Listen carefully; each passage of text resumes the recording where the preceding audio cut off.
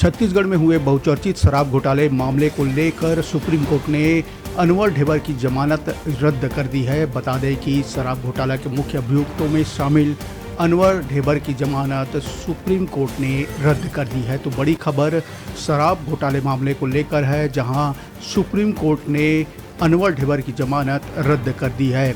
बता दें कि जिस मेडिकल ग्राउंड के आधार पर अनवर ढेबर को जमानत मिली थी वही फर्जी साबित हो गई है। बता दें कि अनवर ढेबर ने जिस मेडिकल रिपोर्ट के आधार पर जमानत ली थी वह सुप्रीम कोर्ट में गलत साबित हो गई है। अब राज्य सरकार अनवर ढेबर के खिलाफ फर्जी मेडिकल पेश करने के आरोप के तहत मामला दर्ज कर कार्रवाई भी कर सकती है। तो बड़ी खबर, मुख्य अभियुक्तों में शामिल अनवर ढेबर की जमानत सुप्रीम कोर्ट ने खारिज कर दी है। बता दें कि किडनी और गॉल ब्लैडर स्टोन की मेडिकल रिपोर्ट के आधार पर जुलाई में हाई कोर्ट ने अनवर ढेबर को अंतरिम जमानत दी थी।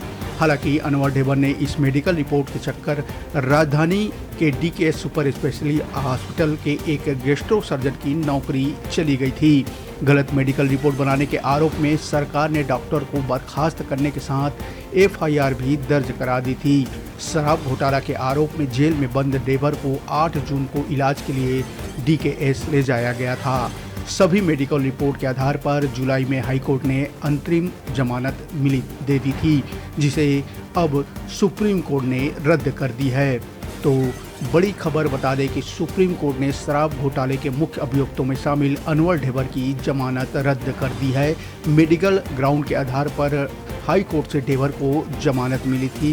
बता दें कि किडनी और गॉल ब्लैडर स्टोन की मेडिकल रिपोर्ट के आधार पर अनवर ढेबर फिलहाल जमानत में था, जिसे सुप्रीम कोर्ट ने रद्द कर दिया है।